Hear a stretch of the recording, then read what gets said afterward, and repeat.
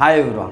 ఈ విషయం ఎంతమందికి తెలుసు? మనం ఒక ఇల్లు కట్టడం మొదలుపెట్టినప్పుడు ప్రతి దానికి పిల్లర్స్ అనేవి చాలా మ్యాండేటరీగా కన్స్ట్రక్షన్ చేస్తాం.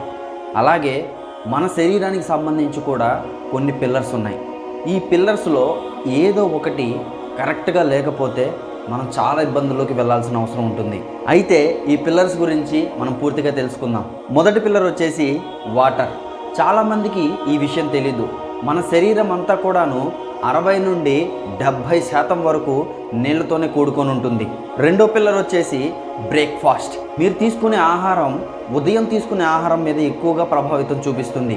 మీరు ఉదయం తీసుకునే ఆహారం ఆలస్యంగా తీసుకున్నా లేకపోతే తీసుకోవడం మానేసినా మీ ఆరోగ్యం మీద చాలా పెద్ద ప్రభావం చూపించడానికి అవకాశం ఉంటుంది. మీకు వచ్చే ప్రతి ఇబ్బంది, షుగర్, డయాబెటిక్, మీరు వాడుతున్న మెడిసిన్ ఏదైతే ఉన్నాయో మీరు బాగా గుర్తుపెట్టుకోండి.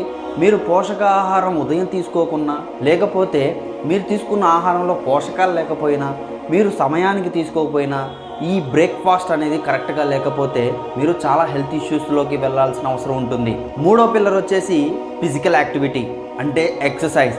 ఎక్సర్సైజ్ అనేది చాలా మంచి ప్రయోజనాలు తీసుకొస్తుంది.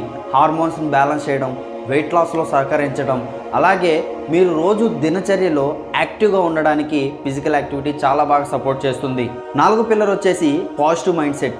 ఈ పాజిటివ్ మైండ్ సెట్ గురించి చాలామందికి తెలియకపోవడం వల్ల డిప్రెషన్కి గురవుతున్నారు, మానసిక ఒత్తిడికి గురవుతున్నారు, చాలా ఇబ్బందుల్లోకి వెళ్ళిపోతున్నారు. మనకి తెలియకుండా మెడిసిన్స్ అలవాటు చేసేది ఈ పాజిటివ్ మైండ్ సెట్ లేకపోవడం వల్లే.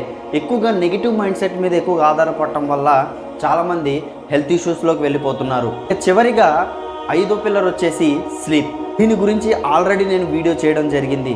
గాయస్, స్లీప్ అనేది చాలా చాలా ఇంపార్టెంట్. మీకు ఎన్ని పనులున్నా, ఎన్ని ఇబ్బందులున్నా, ఏం ఛాలెంజెస్ మీకు వస్తున్నా దయచేసి మీ శరీరానికి సంబంధించిన విశ్రాంతి అనేది తప్పనిసరిగా మీరు ఇవ్వడం మర్చిపోవద్దు. గాయస్, నేను మళ్ళీ చెప్తున్నాను, ఈ పిల్లర్స్లో ఏ ఒక్క పిల్లర్ మీరు ఇబ్బంది పెట్టినా మీ శరీరం మొత్తం కూడాను పొల్యూషన్కి గురవుతుంది. గాయస్, ఈ విషయాలు మీరు తెలుసుకున్నారు. అలాగే చాలామందికి ఈ విషయాలు తెలియకపోవడం వల్ల వాళ్ళ జీవన శైలిలో కొన్ని మార్పులు మారిపోవడం వల్ల వీళ్ళు మెడిసిన్స్ వైపు లేకపోతే అనారోగ్య పరిస్థితుల్లోకి వెళ్ళిపోతున్నారు.